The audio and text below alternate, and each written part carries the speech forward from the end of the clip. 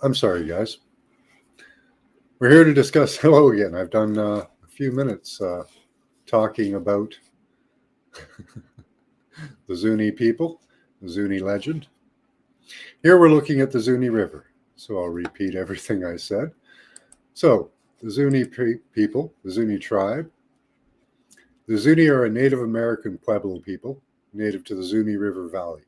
Today, the Zuni are a federally recognized tribe, and most live in Pueblo of the Zuni on the Zuni River, a tributary of the Little Colorado River in western New Mexico, United States. The Pueblo Zuni is 55 kilometers south of Gallup, New Mexico. And I was looking something up.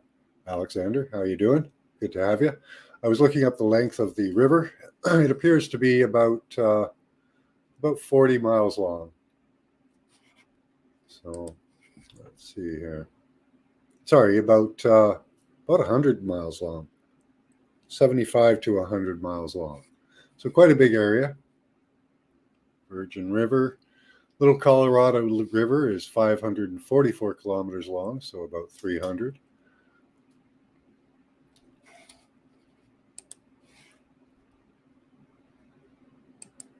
Hi, Linda. Hi, Skyfalls. How are you doing? Teresa, Alexander. Good to see you guys.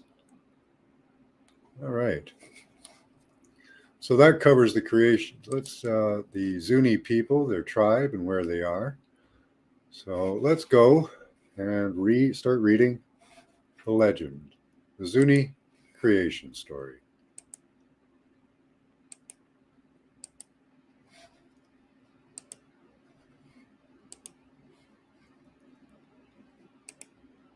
There we go. I hope you're all doing well today. Love the hat. Thanks, Rizzy. Hi, Rizzy Truth. I'm not familiar with that name.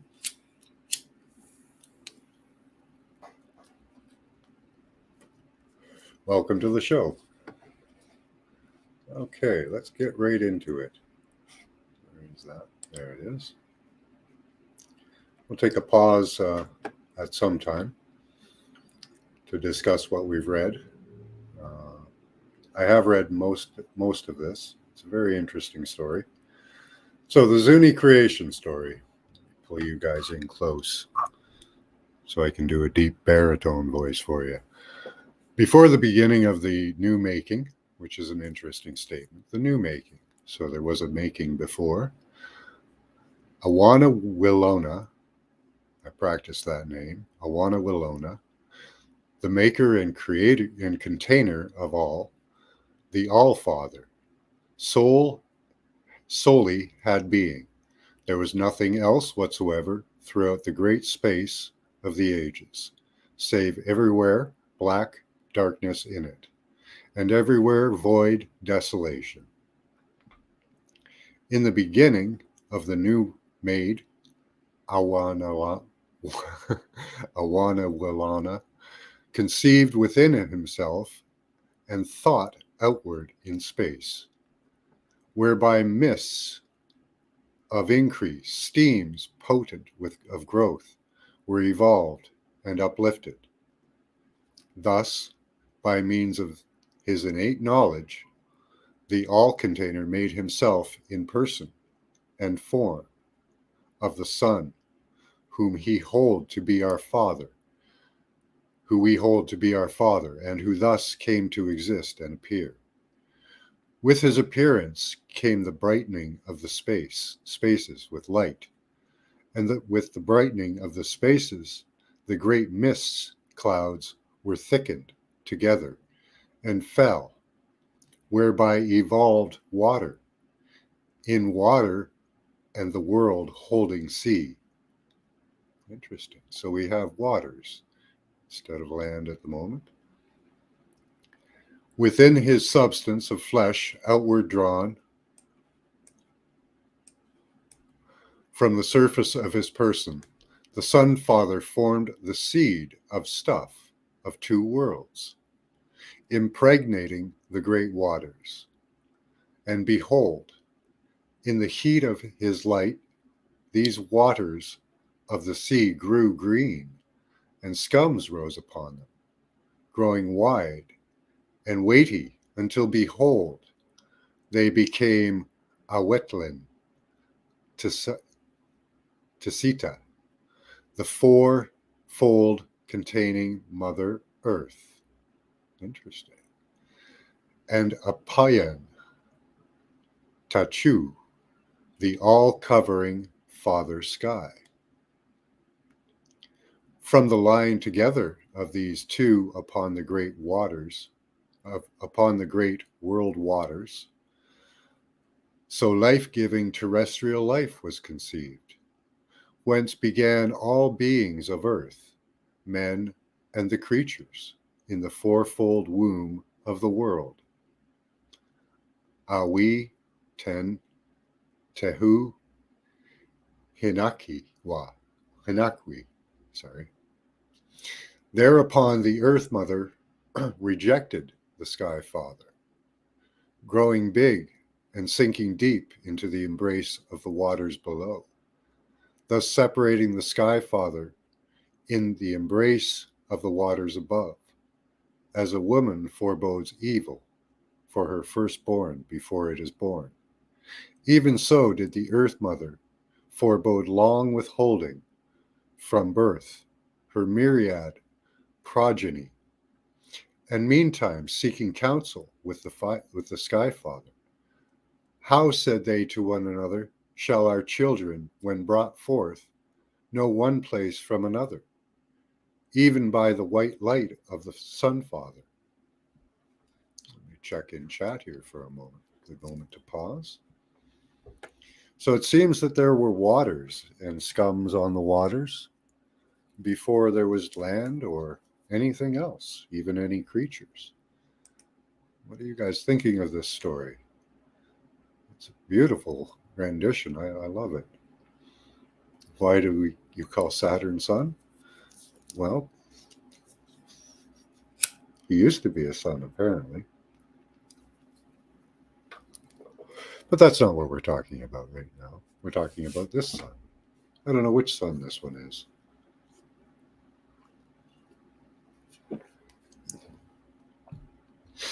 Yeah, so the waters seem to have given birth to creatures.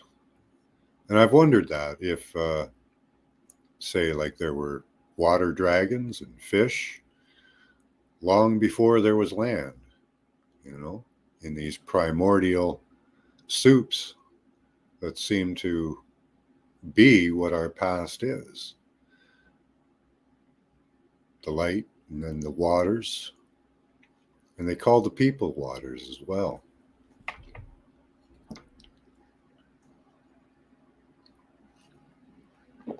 Hello, Queen of Quartz. So it's a pretty interesting story. I like the way it's written. Let's see, where were we here? Okay.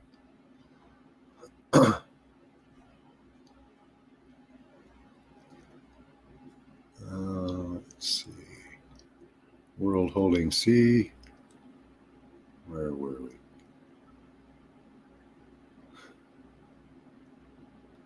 Okay.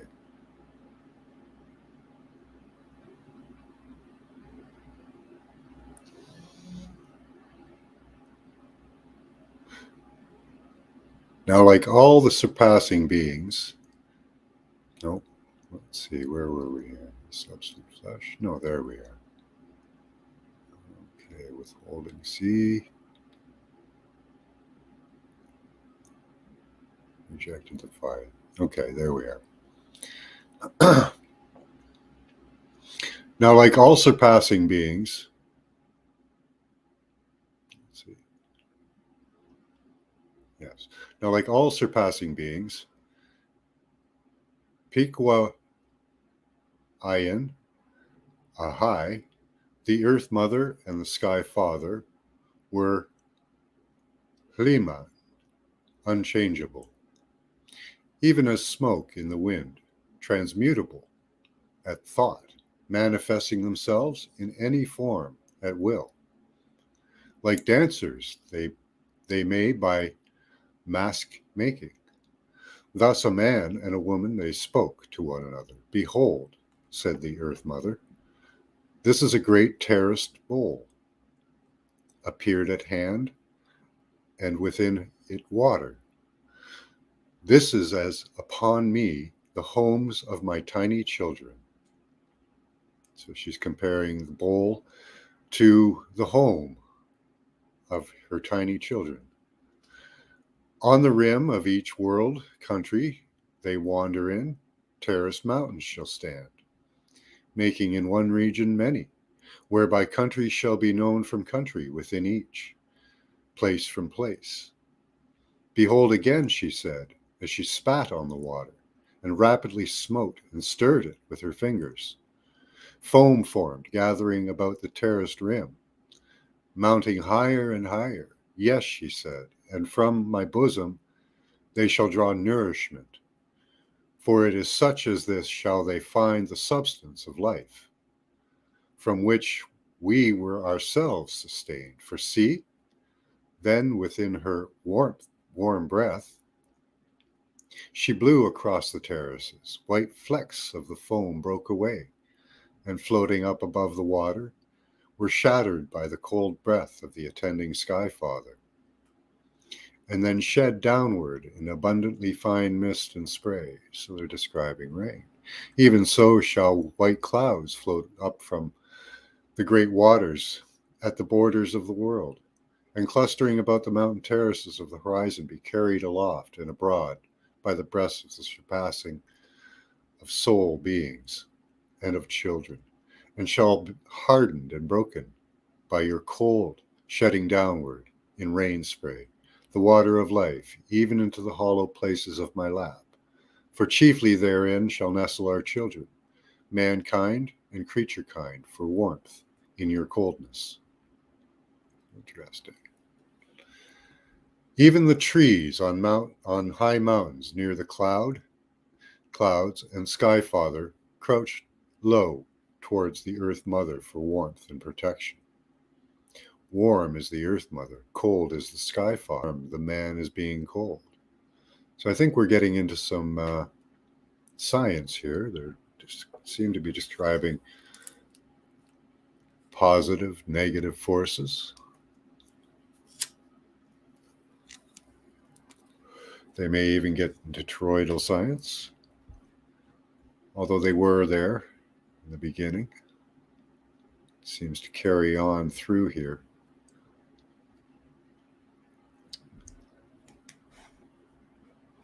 Let's see where you guys are. How are you liking it? Water carries electricity and energy, yep, to help create matter. Yep, the energy does create matter, right, Teresa? Yeah, the bowl representation that they're using does fit flat Earth. Yeah.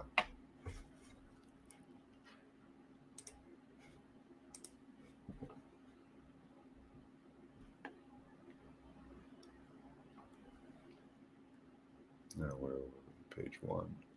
Here we were. Even the trees on high mountains near the clouds and the Sky Father crouch low towards the Mother Earth, toward the Earth Mother for warmth and protection. Warm is the Earth Mother, cold is the Sky Father, even as the woman is the warm, man the cold being. Even so, said the Sky Father, yet not alone shall you be helpful to our children.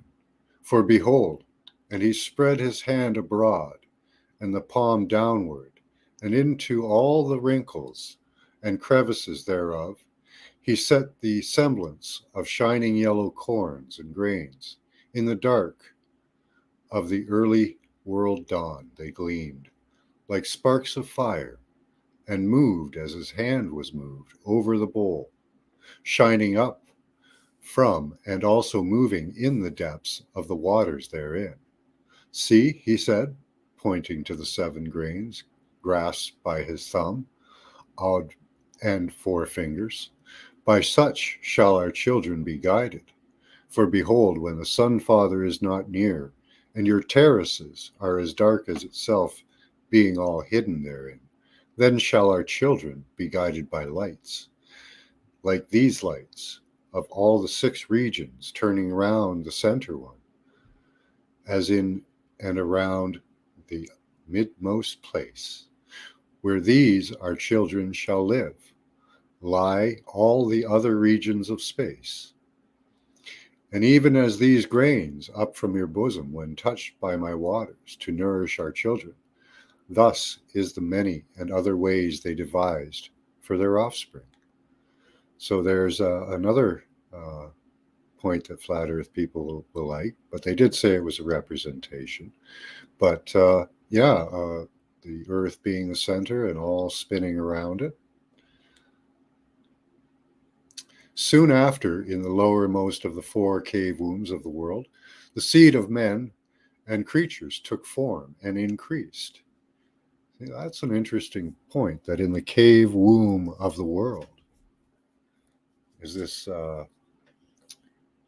creation of man, as some legends say that we sprang from the blood of the dragon in all forms, and that could be true. Even as within eggs in warm places, worms speedily appear, which growing presently burst their shells and become as many, birds, tadpoles, or serpents. So did men and all creatures grow in their variety and multiply in many kinds. So it could be either on this. It could be that we came from, they're describing that we came from creatures that had eggs, and then all kinds of different things appeared. But it could be one creation at a time.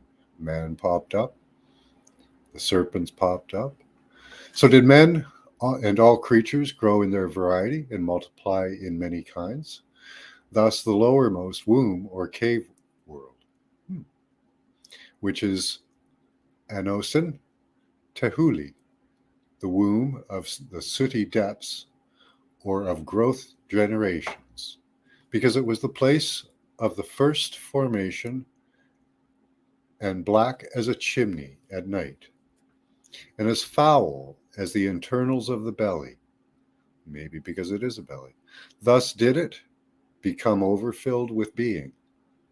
Everywhere were unfinished creatures, crawling like reptiles over one another, in filth and black darkness. Wow. Crowding thickly together, and treading all over each other, one spitting on another, or doing other indecency, so much so that their murmurings and laments grew so loud that many among them sought to escape, growing wiser and more manlike. So we have a evolution of man. Then came along men and creatures, it is said, the wisest of wise men, and the foremost, the all-sacred master, Poshiyanka, who appeared in the waters below, even as did the Sun Father in the vast waters above. Interesting. We might have an internal sun. And who arose from the lowermost sea, and pitying men, won upward, gaining by virtue of his innate wisdom, knowledge, issuance from that first world womb, through ways so dark and narrow that those who, seeing somewhat crowded after, could not follow. So eager were they, and so mightily did they strive with one another, alone. Then he feared upward from the womb cave to another, out into the great breadth of daylight. There the earth lay like a vast island in the midst of the great waters, wet and unstable.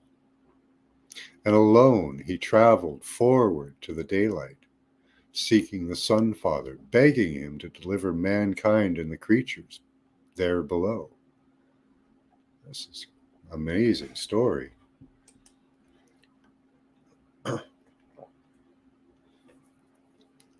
Original source, yeah.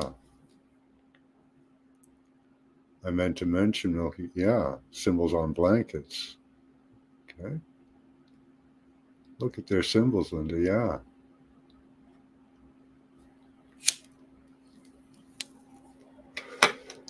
So we have a creation of beings down below. After we had waters with a scum that grew on them, mentioning Tia. Okay. Um, Ancient Cosmology series, yeah. So this is a really interesting story. I want to see how this god or this man frees mankind.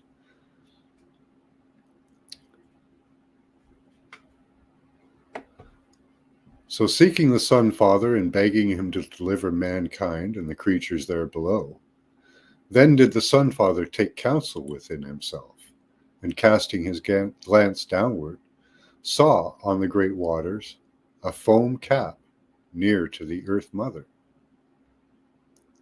With his beam he impregnated, and with his heat he incubated the foam cap, whereupon she gave birth to Unam Achi Pihakoa,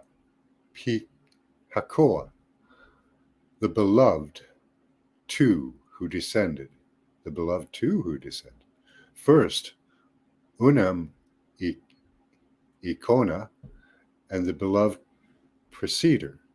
Then Unam Yaluna, the beloved follower. Twin brothers of light, yet elder and younger. Okay, now we might be getting into some torus field technology or light technology, electricity as well. It seems to be replete through the entire thing, the right, left, the hot, cold. The twin brothers of light, yet elder and younger. The right and the left. Like to question and answer, and in deciding and doing. So the push and pull. To them, the Sun Father imparted control, thought, and his own knowledge, wisdom. Even as to the offspring of wise parents, their knowingness is imparted. And as to his right hand and his left hand, a skillful man gives craft freely, yet does not surrender his knowledge. Beautiful. He gave them of himself, and their mother, the foam cap, the great cloud bow, and for arrows, the thunderbolts, and the four quarters, two each one, and for protection, the fog-making shield, which spun of the floating clouds and spray, and woven, as cotton we spin and weave, supports on wind, yet hides as shadows hides. Its bearer defending also. And of men and all creatures he gave them the fathership and dominion. Also as man gives over the control of his work to the management of his servants, well instructed of the Sun Father, they lifted the Sky Father with their great cloud bow into the vault of the high zenith, that the earth might become warm, and thus fitted for their children, men and creatures. Then along the trail, sun-seeking Poyashankia, they sped backwards swiftly on their floating fog shield, westward to the mountain of generation. With their magic knives of the thunderbolt, they spread open the uncleft depths of the mountain, and still on their cloud shield, even as a spider in the web descends, so utteringly descended into the dark of the underworld. There they lived with men and creatures, attending them, coming to know them, and becoming known of them as masters and fathers, thus seeking ways for leading them forth, so guides. Now there were growing things in the depths. Oh, hit another interesting point in the story. So the earth was kind of soft at the moment.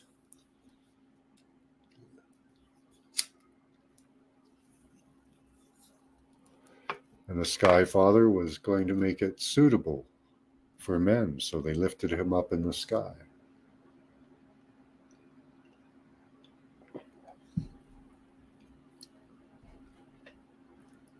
The spin represents good intention and manifestation, and the left rotation is used for curses. Nice, Teresa. Thank you. Similarities in all over every continent, yet we were told they weren't more intelligent than we are now. Right, Rizzy? Different energies and frequencies for the symbols. Yes, exactly, Teresa. Ancient cause, yeah. Okay.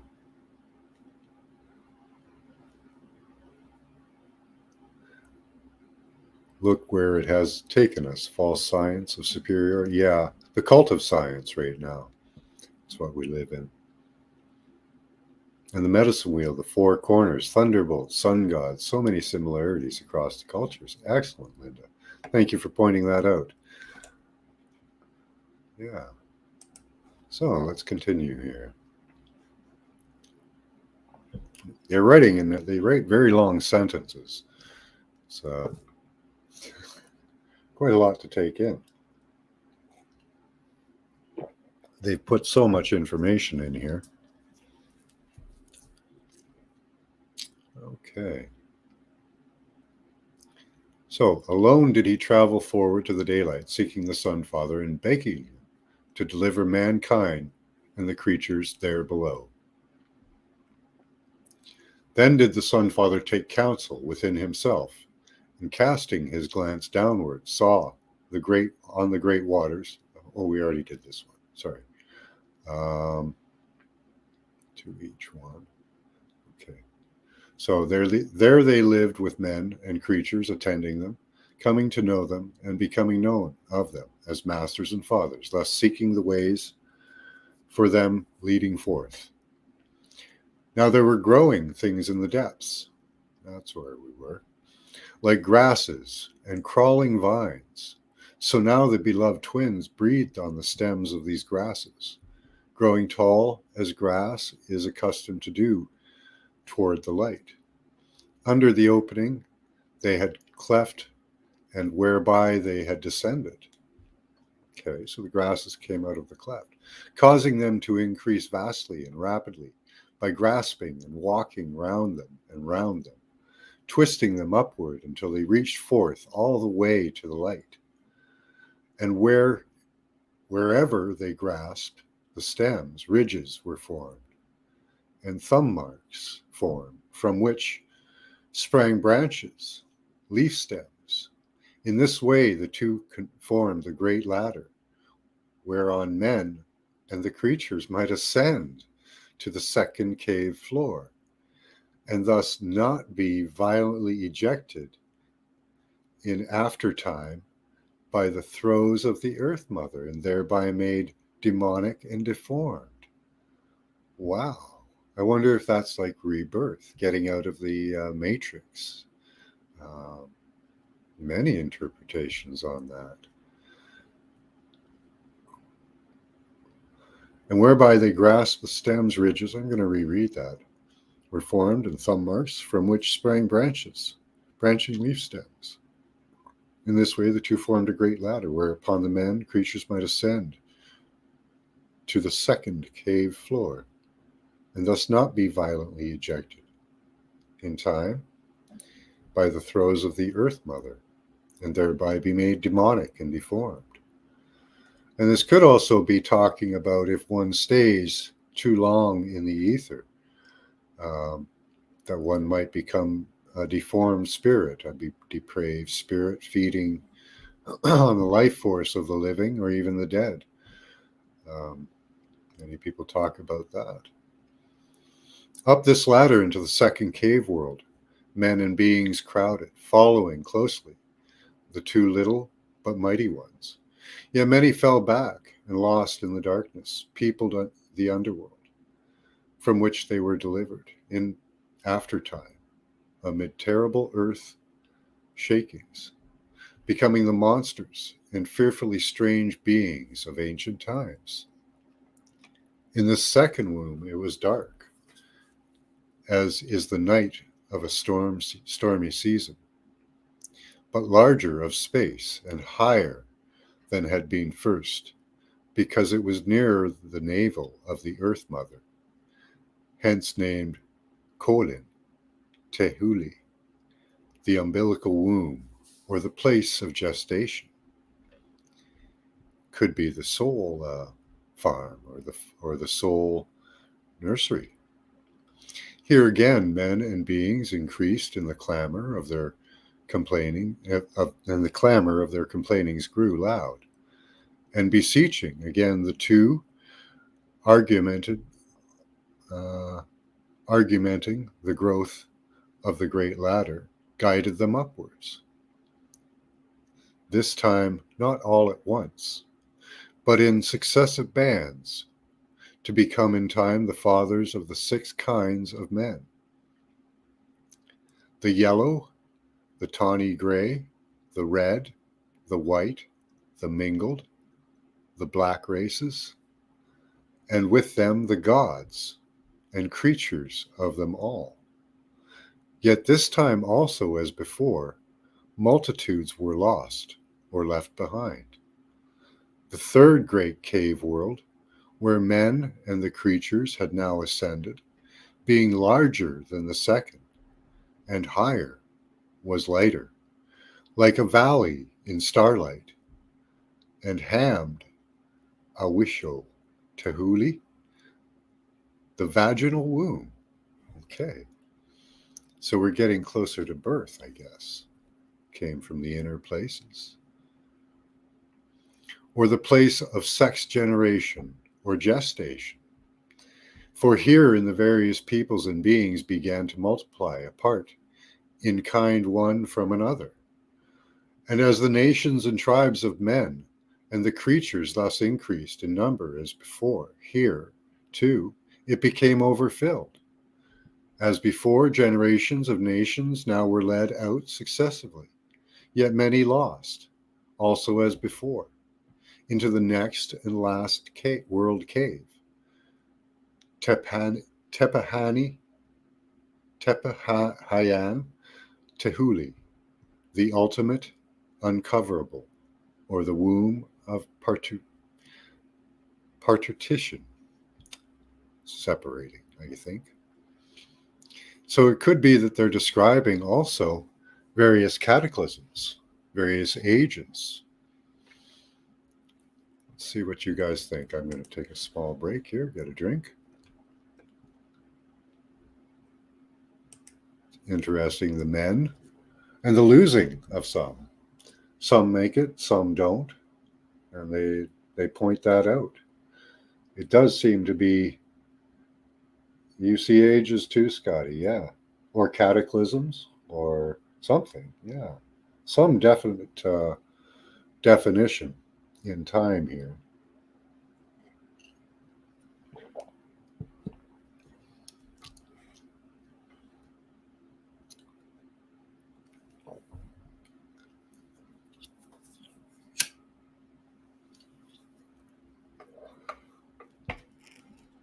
Yes, they do. I did those at a stupa while in Sedona. I had such great experiences there. So much high energy all over, nice. The meditations were so vivid. First time I scribed, it was awesome. Cool. All right. I want to lose my spot here. It was light. Okay.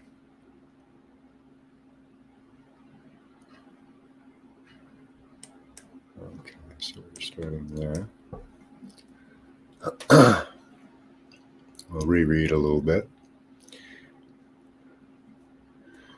Here it was the light, like the drawing, and men began to perceive and to learn variously according to their natures, which is why the twins taught them to seek first of all our Sun Father, who would, they said, reveal to them wisdom and knowledge of the ways of life. In this, they were instructing them as we do little children.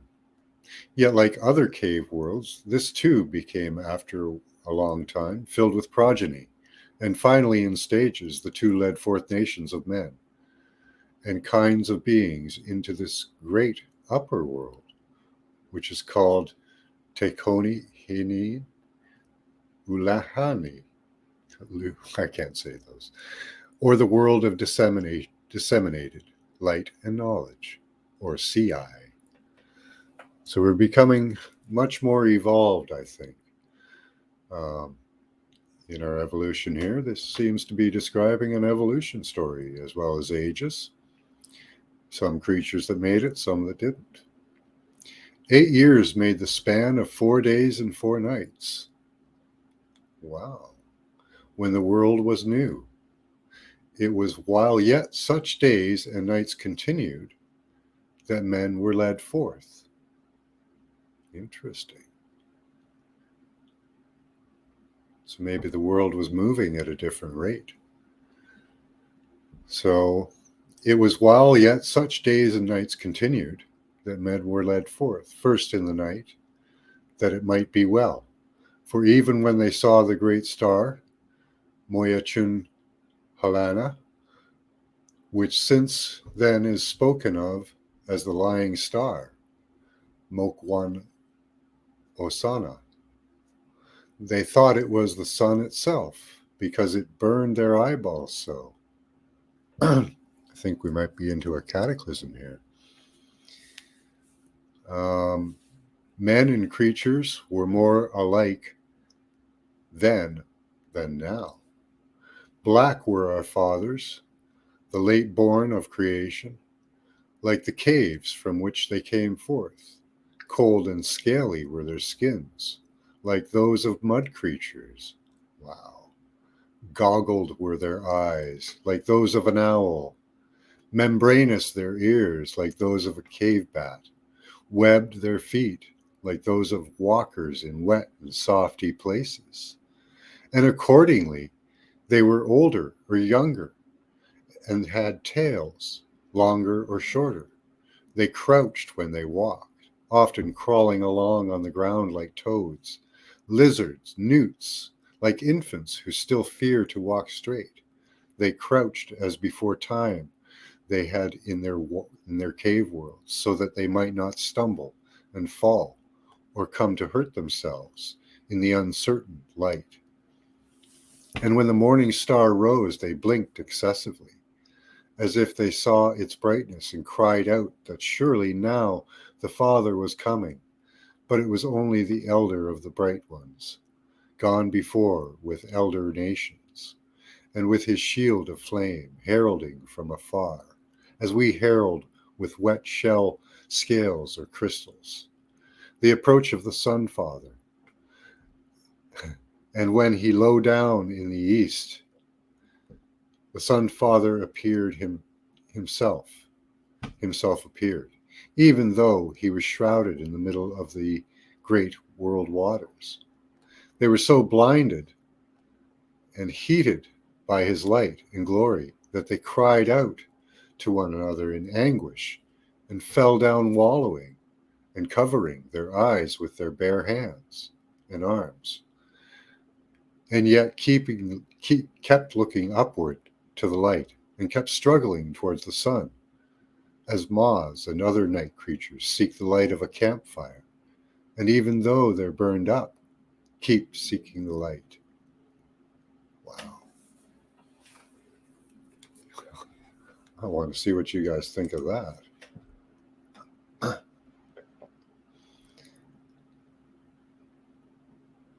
Exactly, this story means something totally different to me. Yeah, there's several levels of understanding being displayed here in this story. I think we may be seeing the introduction of a new sun as well, or a comet, something else that blazed in the sky, right? Could be. Could be a changing over of the sun.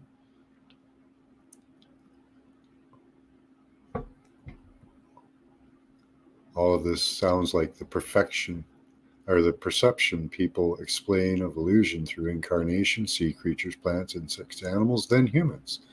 Yeah, yeah, could be. I think it's a good representation of this. Yeah, you'll find something more every time you hear it. That's for sure. There's so much in this. It's an amazing story.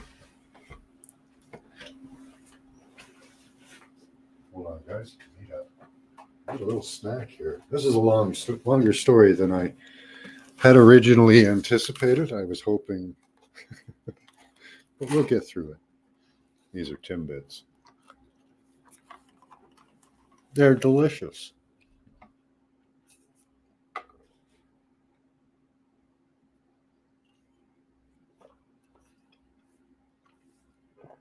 Hi, everything. Hi, Zoe.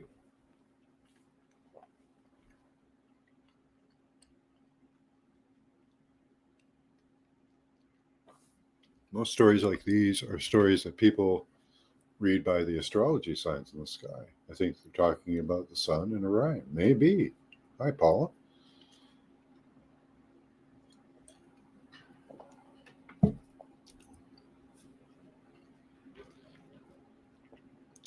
Well, I'm back. Let's get naked. Hey, Sayal.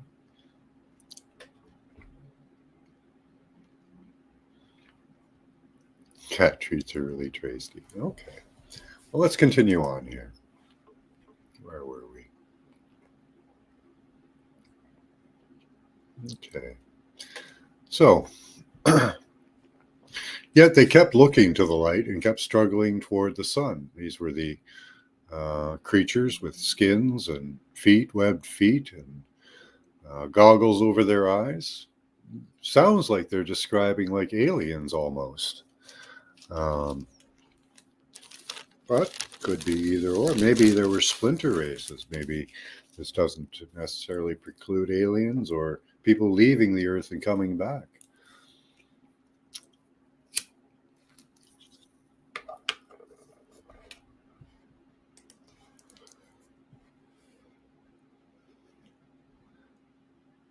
Okay. Okay, so yet they kept looking towards the light, and kept struggling towards the sun, as moths and other night creatures seek the light of a campfire. Even though they're burned up, they keep seeking that light. Thus, before long, they became used to the light and to this high world they had entered. When they arose and no longer walked bended over, it was then that they first looked full upon one another, and in horror of their filthier parts strove to hide these, even from one another, with girdles of bark and rushes. And we have Adam and Eve in the fig leaf. And when by thus walking only upon their feet, the same became bruised and sore, they sought to protect them with woven sandals of yucca fiber.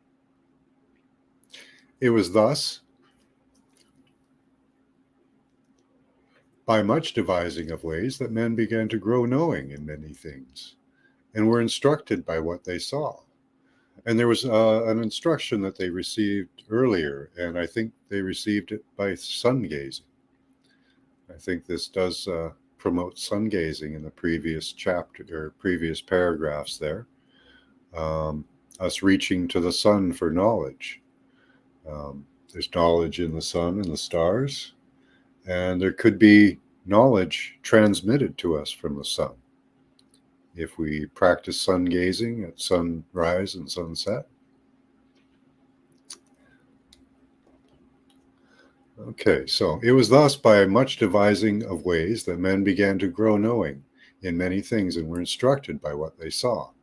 In this way, they became wiser and better able to receive the words and gifts of their fathers and elder brothers, the gods, and the twins, and the other priests. For already masters to be were among them. Even in the dark of the underworld, such had come to be. as had indeed the various kinds of creatures to be so these. And accordingly their natures they had found and cherished things, and had been granted gifts by the gods. But as yet they did not know the meanings of their own powers and possessions, even as the children do not know the meanings and right uses of the precious or needful things given to them, or even the functions of their own body parts. Now in the light of the Sun Father, persons became known from persons, and these things from other things, and thus people came to know their many fathers among them, and to know them by themselves or by possessions they had. Wow.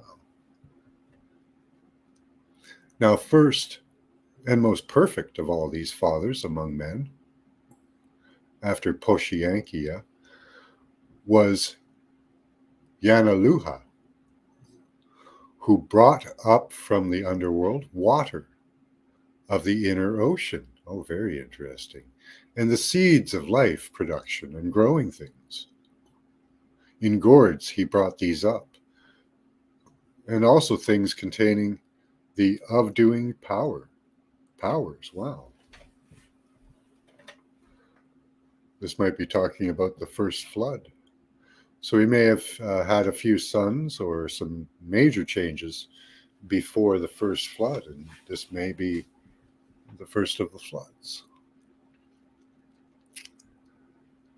The beloved twins and priest fathers gathered in council for the naming and selection of the man groups and creatures and creature kinds, Tanawa, spaces and things. They thus determined that the creatures and things of summer and the southern places pertain to the southern people, or children of the producing earth mother, and those of the winter and northern space to the winter people, or children of the forcing or quickening sky father. Interesting way to look at it.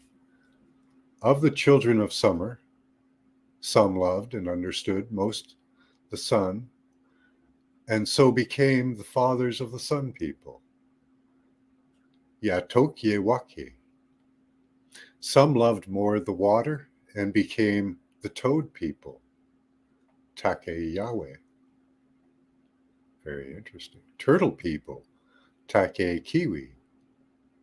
Or frog people, Tak Ya Iuna Kiwi, who loved the water so much, and others loved the seeds of the earth and became the people of seed,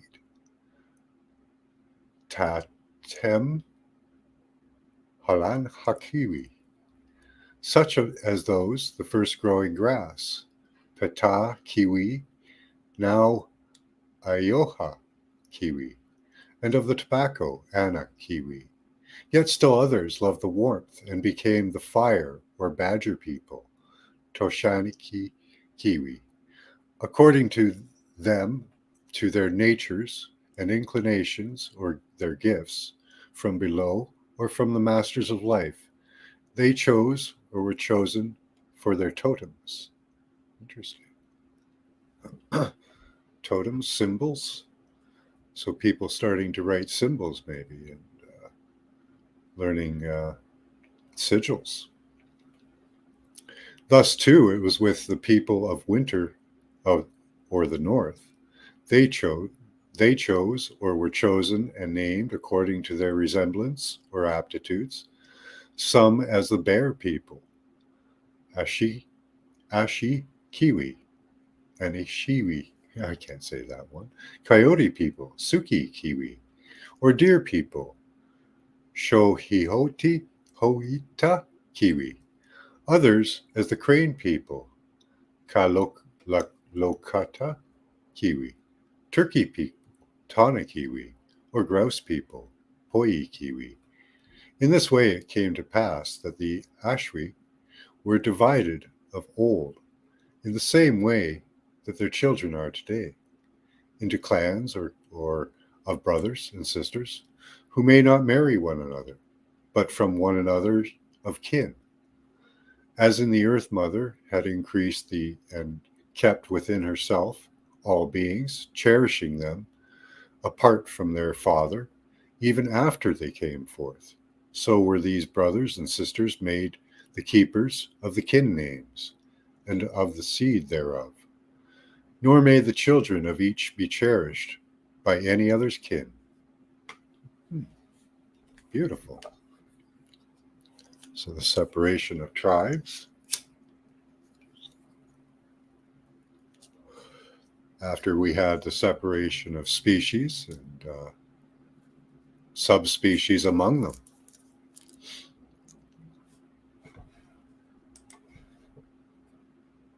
Oh, new comments.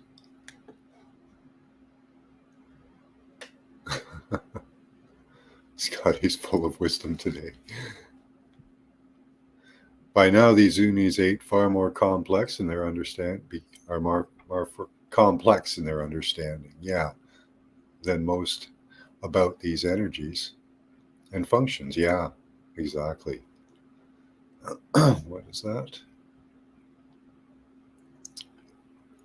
All right. Have a good day, Rizzy. So were all the creatures considered as people, as in native legends, or were they really people with different descriptive names given? Well, I think there was creatures before there were people, but there were kind of people creatures that were hairy and different. After the scum grew, and then after the earth formed. So I would say,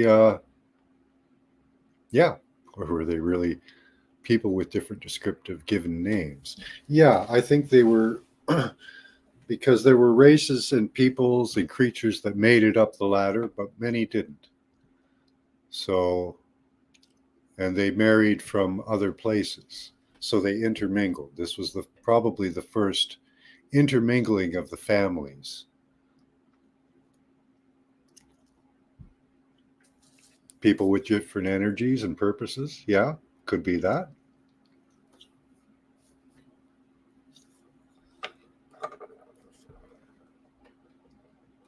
Were they wearing leaves? I think so, Skyfalls. They understood their nudity when they stood upright. They got brains and thoughts and stuff just like we do. Yeah, yeah. So their nudity brought wiseness, Scotty boy. Okay. Well, in some sense, I guess. The uprightness allowed them to look at the Sky Father properly and each other. And it was that led them to put on clothing. And they found their feet were getting sore, so they made shoes. So it inspired innovation.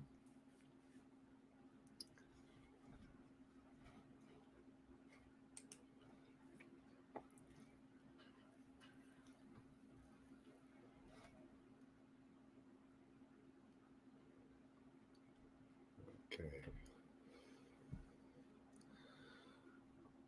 Now, the beloved foremost ones, Una, Hikon, Etona, of these clans were prepared by instruction of the gods and other fathers of the house of houses, and by being breadth of them, be read, yeah, okay, whereby they became priests also, but only the priests of possession, master keepers of sacred things and mysteries, each according to his nature of kinship.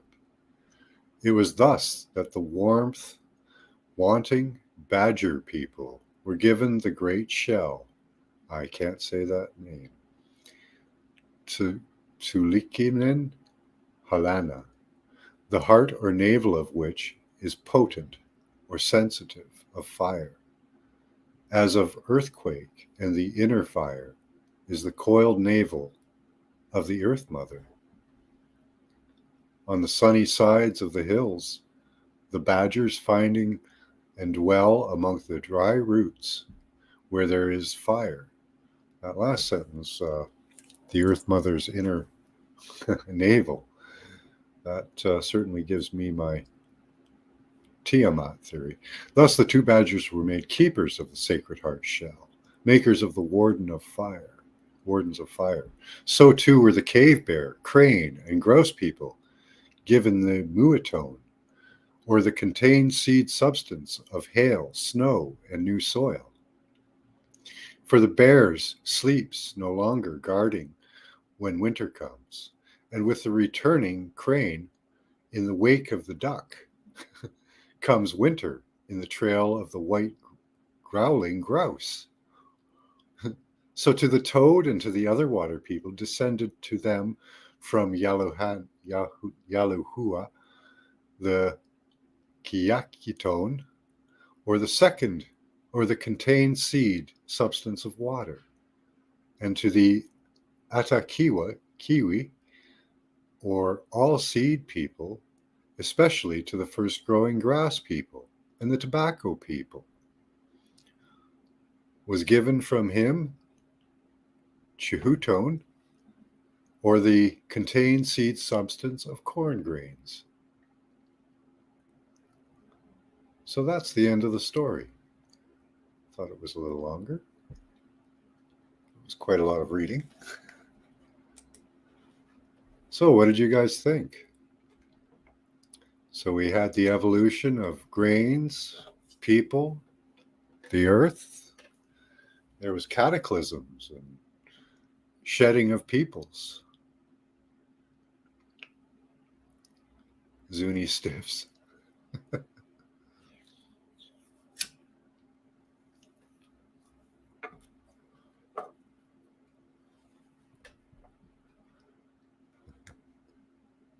see what you guys have got to say. Oh, these descendants are like 50,000 years ahead of me. Thanks. So saith the snake. Yeah. Bounciness is next to godliness. Yeah.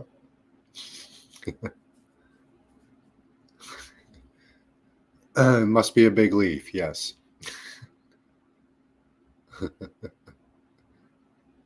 Okay. Old stories are like that are so interesting. Loving it, still processing the whole thing. Yeah, I liked the very beginning of it, where they talked about the waters. That really, I'm looking for evidence of how the first beings or things came into creation. And this story actually gives me a good starting point for it. Conceived of Awana Willona conceived of himself and thought outward in space. But in the beginning of the new made, so it was a new coming from the old. So that leads me into the idea of a cyclical universe, not a Big Bang theory. In the beginning of the new made, Awana Willona conceived within himself and thought outward in space, whereby mists of increase, steams potent of growth, were evolved and uplifted. Thus, by means of his innate knowledge, all the container made himself in person and form of the Son, whom we hold to be our Father, who thus came to exist and appear. With his appearance came the brightening of spaces, with the light. And with the brightening of spaces and the great mist clouds were thickening together and fell, whereby evolved water in water, and the world holding sea. Now let me show you what I might think is the world holding sea in this description.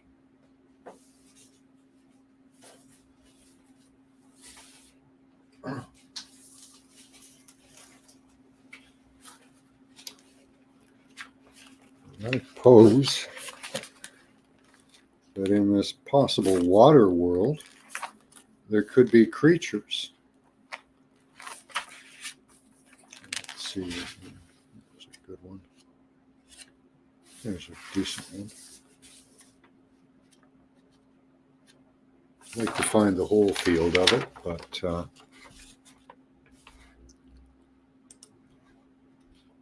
put me up top. So back here, we see these little pockets, little areas in the sea. Worlds in the sea of the ether. And in between these pockets of light, I think that's where the green scum grew, and maybe other creatures that became planets, solar systems, and galaxies.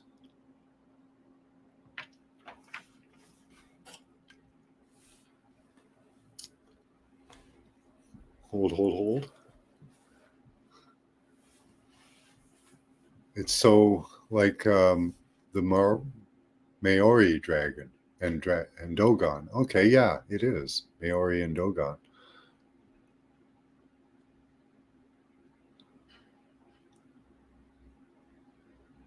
Are you trying to find the point where it went from huge animals to people living on them?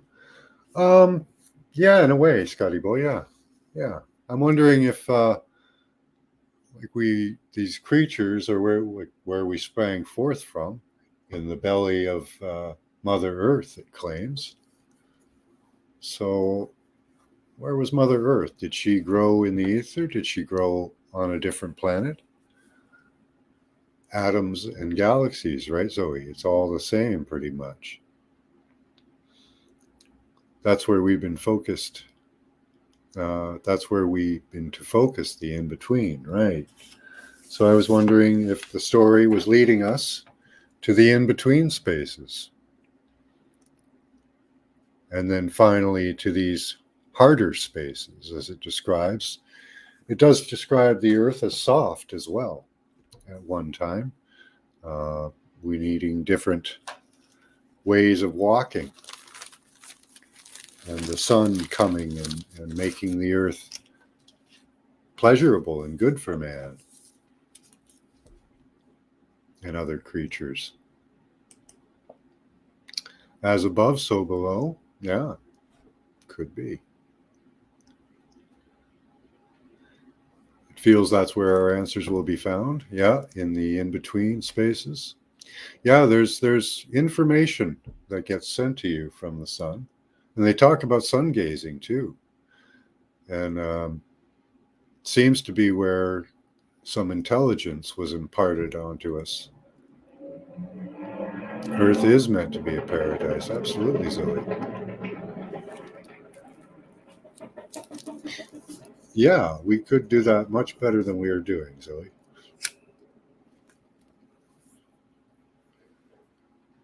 Yeah, the reversal, right? We have the waters above and the waters below, and then the waters below as the waters above. You know, it may have been a shift back and forth, right? Creatures in the waters and then creatures in the lands, you know.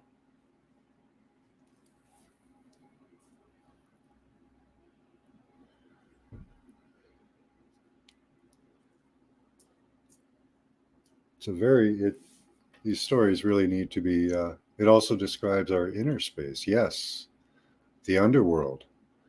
It has three levels of the underworld. And then the upper world. So are those 3 levels of hell, or 3 levels of existence, 3 ages? It's a really good story. I like it.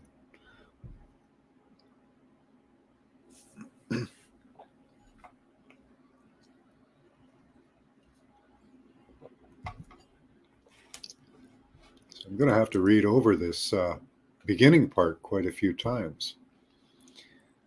See, here it says, within his substance of flesh, outdrawn from the surface of his person, The Sun Father formed the seed stuff of two worlds, impregnating the great waters.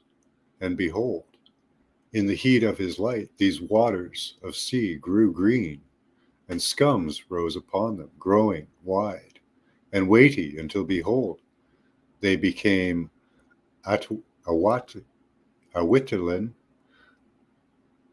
Sita, fourfold, containing Mother Earth. So it seems that the earth was just sprang forth. And Apoyan, Tachu, the all-covering father sky. So the earth was just sprang forth from the waters. So they're describing, I think, the sun as being the creator of material, the energy of the sun. Yeah, we created other systems that disconnect us. Yeah.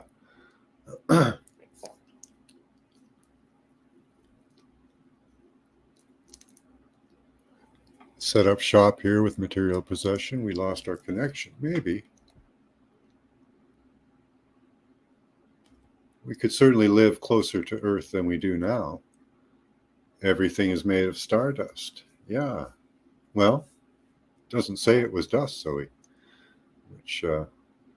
But it could have been. Let's take a look. So it says, his substance of flesh was drawn out from the surface of his person. The Sun Father formed the seed stuff of two worlds. Could be dust, impregnating the great waters, and behold, in the heat of his light, these waters of the sea grew green, and scums rose upon them, growing mighty, wide, until behold, they became the fourfold, containing Mother Earth, and Apoyan Tachu, the all-covering sky. From the lying together of these two upon the great world waters, so life-giving terrestrial life was conceived, where began all things of earth, men and creatures, in the fourfold womb of the world. I could take that a few different ways. I could take that life sprang from the waters,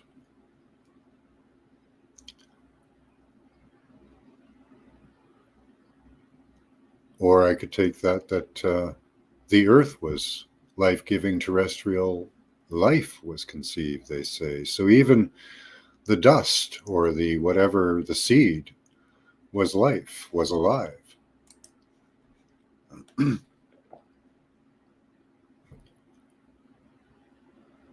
We need both for creation, but carried away perhaps, yeah.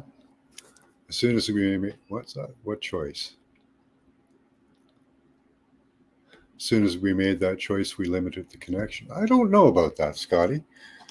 If we look at what's going on around us today, they seem pretty desperate to try and cinch that connection, our connection with this eye. And they've set up our world to do that, to distract you, to mislead you, to guide you in a wrong direction from being connected.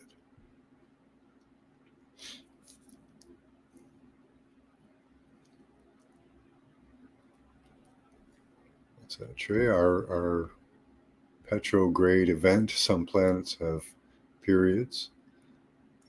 Sumar, Phallic, where's Lilith? Why do you guys care about suns? Well, why not? Because it's interesting.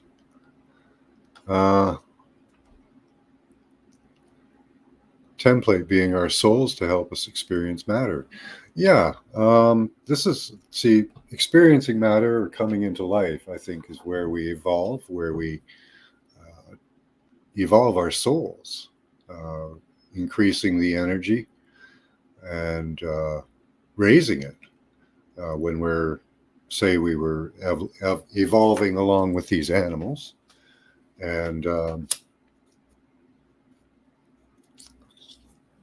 had souls that were less than they are now, less evolved, more rudimentary, smaller energy, lower vibration.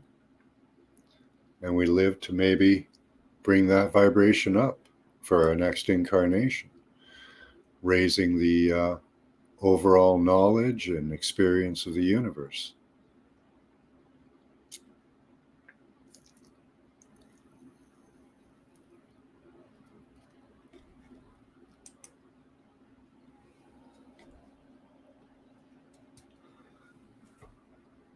Yeah, exactly, Teresa. I like to use the Bible quote, be in this world but not of it.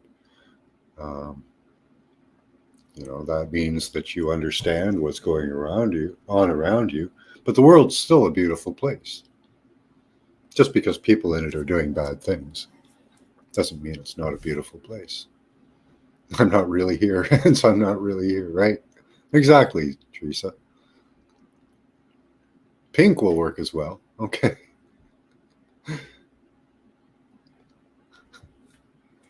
So I love that story. Well, we didn't do too bad for time, too. We just had an hour plus. So any other questions, comments? I can reread a section. Society stuff is the illusion. Right.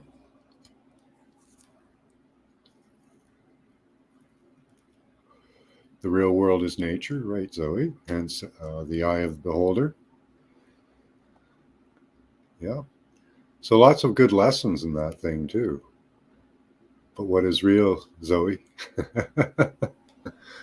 Is it an illusion? Well, it's certainly not as material as we think, in my opinion, being that we're just fields of energy.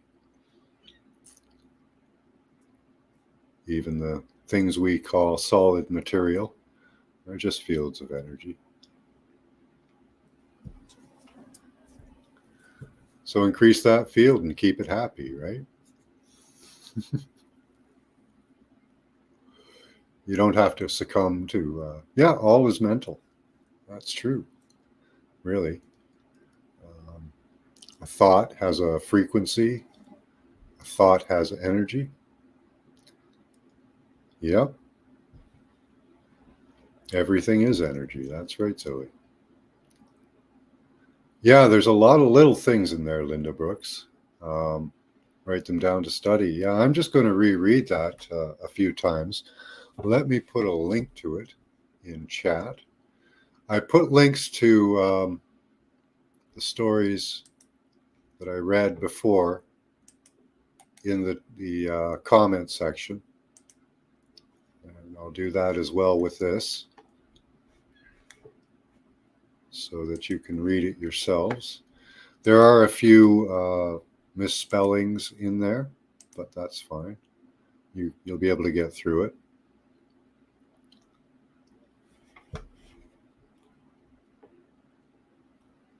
Every thought is a prayer. Every word is a spell. You're welcome, Teresa.